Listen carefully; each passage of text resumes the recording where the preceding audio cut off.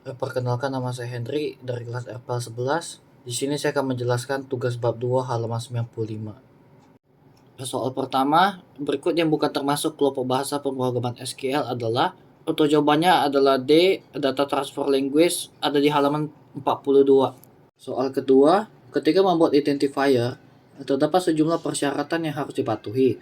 Salah satu syarat ketika memberi nama identifier di basis data adalah, untuk jawabannya adalah C, menggunakan underscore di antara dua kata sebagai ganti spasi, dan untuk jawabannya ada di halaman 58. Soal ketiga, tipe data yang paling sesuai untuk menyimpan nomor induk kependudukan atau NIK adalah, untuk jawabannya B, char, dan jawabannya ada di halaman 60. Untuk soal keempat, statement not null digunakan untuk mengatur constraint. Perintah yang dihasilkan yaitu, untuk jawabannya C, data tidak boleh kosong, dan jawabannya ada di halaman 62.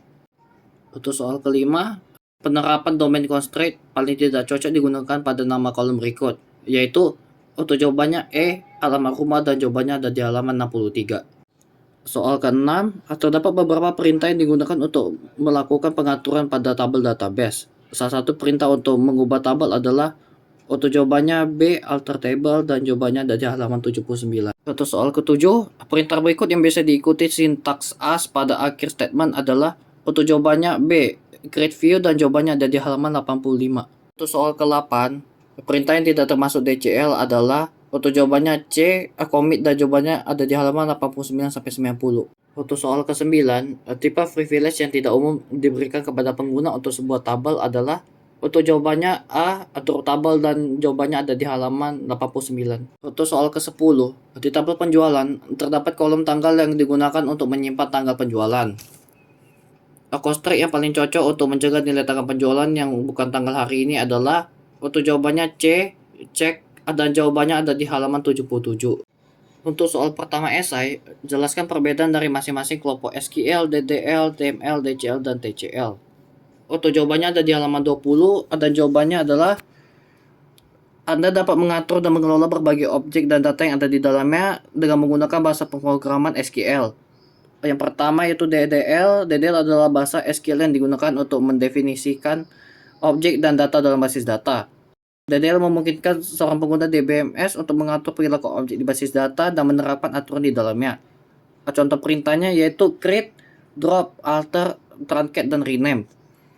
Dan yang selanjutnya DCL. DCL adalah bahasa SQL yang digunakan untuk mengendalikan hak akses pengguna terhadap objek dan data di dalam basis data.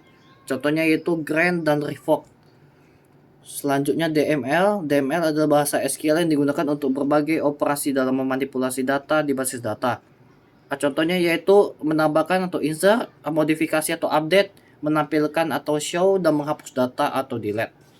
Dan yang terakhir yaitu TCL. TCL adalah bahasa SQL yang digunakan untuk mengelola transaksi yang dilakukan dalam basis data. Pengelolaan transaksi mencakup proses penyimpanan dan pembatalan transaksi yang telah dilakukan dalam basis data. Contohnya yaitu bikin transaction, commit, rollback, dan save point. Untuk intinya, kita dapat mengatur dan mengelola data menggunakan bahasa pemrograman SQL. Dan kita dapat menggunakan DDL, DML, DCL, dan TCL untuk mengatur dan mengelola data tersebut. Untuk soal kedua esai, jelaskan perbedaan tipe data varchar dan char, serta penggunaannya masing-masing. Untuk jawabannya ada di halaman 60, dan jawabannya adalah, tipe data char digunakan untuk jumlah karakter untuk semua data yang ada di kolom tersebut sama, dan jumlah karakternya sudah ditentukan, seperti nick, kode pos, jenis kelamin, dan sebagainya. Sedangkan varchar digunakan untuk kolom yang jumlah karakter datanya tidak tertentu, seperti nama, alamat, dan kota. Soal ketiga esai, jelaskan perbedaan constraint required data dengan domain constraint. Untuk jawabannya ada di halaman 62-63, dan jawabannya adalah, constraint required data berarti sebuah nilai data harus ada di kolom ketika sebuah record baru ditambahkan ke tabel, atau dengan kata lain, kolom tidak diizinkan untuk bernilai 0. Contohnya, data seperti nama, alamat, tanggal lahir, jenis kelamin, dan nama orang tua harus diisi selengkapnya. Sedangkan, setiap kolom di tabel mempunyai nilai domain atau nilai asal yang besarnya dapat didefinisikan, yaitu domain constraint.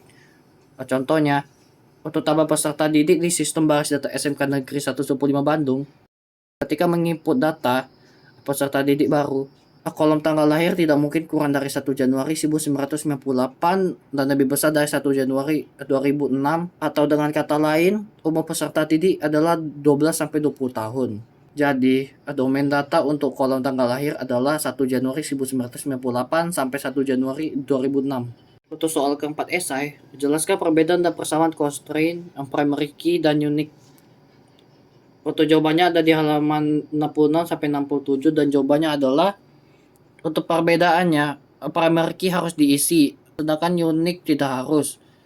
Dan untuk persamaannya, primary key dan unique sama-sama merupakan kata kunci. Dan yang terakhir, soal kelima esai, mengapa tidak semua DBMS dapat menjalankan statement commit dan rollback? Jelaskan. Untuk jawabannya ada di halaman 92 dan jawabannya adalah tidak semua DBMS memiliki mekanisme transaksi menggunakan commit dan rollback, karena beberapa DBMS akan langsung menyimpan transaksi yang dijalankan sehingga tidak membutuhkan statement commit untuk menyimpan transaksi. Sebaliknya, tidak ada mekanisme rollback untuk membatalkan transaksi. Sekian dari penjelasan saya hari ini. Terima kasih.